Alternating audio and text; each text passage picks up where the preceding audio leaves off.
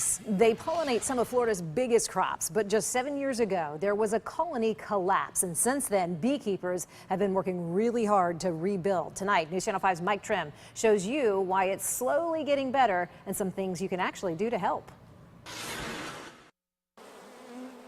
It's a common misconception that all these buzzing bees work on is producing honey, but they do so much more. $14 billion industry here in Florida for agriculture. Honeybees are responsible for about a third of the pollination. Chief of Apiary Inspection for Florida, David Westervelt, says since the dramatic decline of bees a few years ago, beekeepers have been working to increase the bee population. The health of the bees are really better than they've been, but we still are losing about 20 to 25%. But some beekeepers, like Keith Council, are still seeing extreme cases. We've lost 4 out of 5. And he says the chemicals used around the state aren't helping bees survive.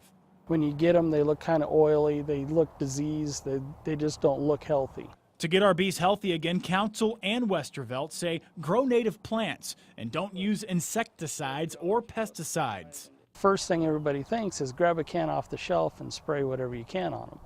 And that should be the last resort. Compared to the rest of the country, Florida is doing well. In the last 7 years, we've gained 200,000 colonies statewide and more than 2,000 beekeepers. Florida has the absolute best climate to produce bees. Beekeepers just hope to keep those bees healthy and growing. Mike Trim, WPTV News Channel 5.